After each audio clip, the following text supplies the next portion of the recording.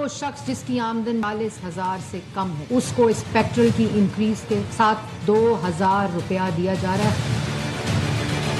आपका हमदर्द है जो यहाँ स्टेज पर बैठा है, उन्होंने आपके हाथ में लैपटॉप दिए।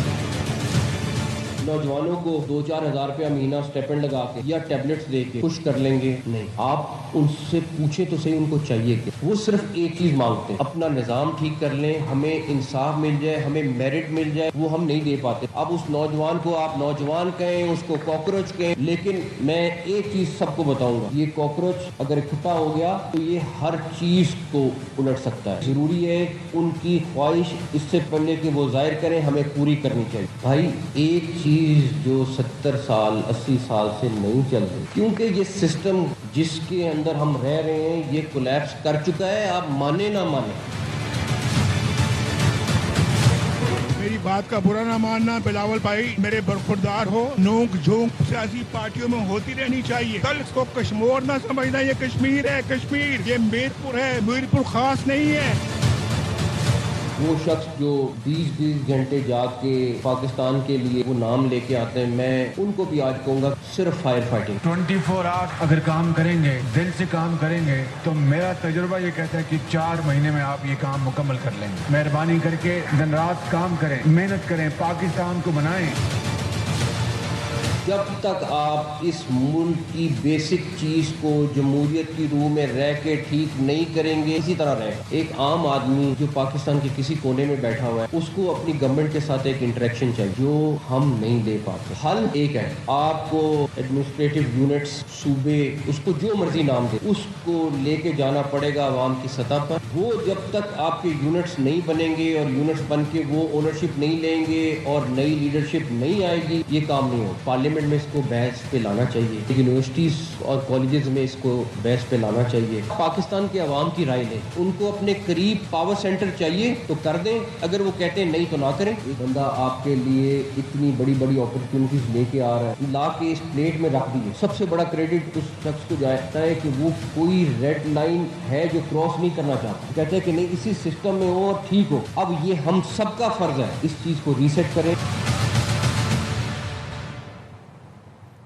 तो मोहसिन नकवी साहब ने एडमिनिस्ट्रेटिव यूनिट्स, इंतज़ामी यूनिट्स, सूबे, वो कहते हैं आप जो मर्जी इसको कह लें, लेकिन फार्मूला बता दिया उन्होंने, कहा हल अब यही है। साथ ही साथ आपको ये भी बता दें, जनाब के वज़ीर दिफा ख्वाजा आसिफ ये कहते हैं कि मेरी ज़ाती राय में, मतलब ख्वाजा आसिफ साहब की ज़ाती राय में, कराची और गवादर सूबों में नहीं फेडरेशन का हिस्सा होना चाहिए। मुल्क का कोई भी सूबा सूबाइयत के नाम पर नहीं होना चाहिए। नए इंतज़ामी यूनिट्स बनना पाकिस्तान के लिए अच्छा शगुन होगा और नए सूबों पर सब मान जाएंगे।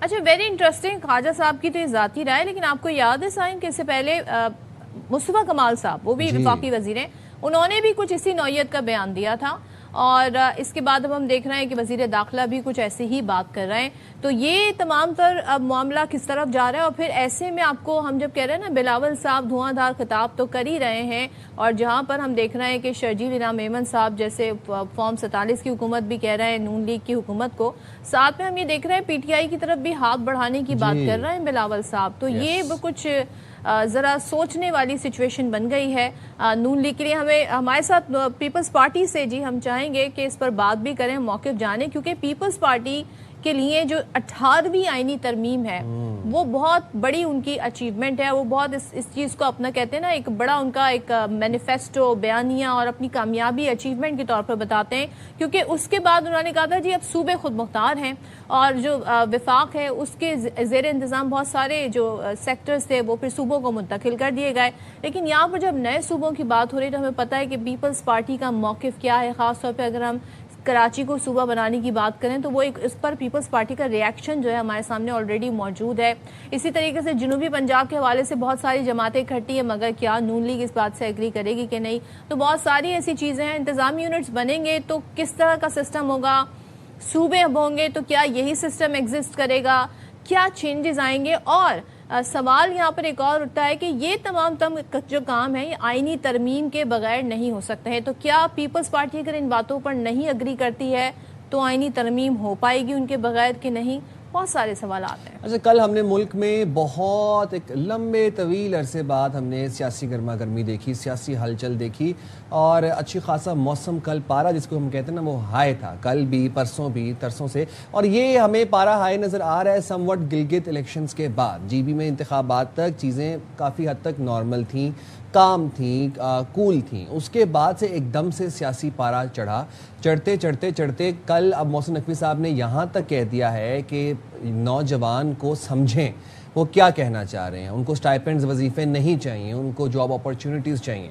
मोहसिन नकवी साहब ने यहाँ तक भी बात की, उन्होंने कहा कि अब इंतज़ामी यूनिट्स की अशद ज़रूरत है, मुल्क में होने चाहिए, नए सूबे बनने चाहिए। फिर उसके अब थोड़ी देर बाद ख्वाजा आसिफ जो कि वज़ीर दिफा हैं, उन्होंने ये कहा कि कराची और गवादर को फेडरेशन के अंडर होना चाहिए। इसी तरह ही मोहसिन नकवी साहब भी जब बात करते हैं तो वो ये कहते हैं कि नए सूबे, अब जनूबी पंजाब को भी एक सूबा बनाना चाहिए। अच्छा, पंजाब का तो खैर ये है ना कि जब वहाँ पर वोट लेने के लिए लोग निकलते हैं, जब सियासी रहनुमा निकलते हैं और जब बात होती है तकारीर होती है, तो वो हर बंदा ये कहता है कि हम इक़्तिदार में आने के बाद जनूबी पंजाब को एक सूबा बनाएंगे, लेकिन इक़्तिदार में जब आ जाते हैं उसके बाद फिर उसकी कोई बात नहीं होती।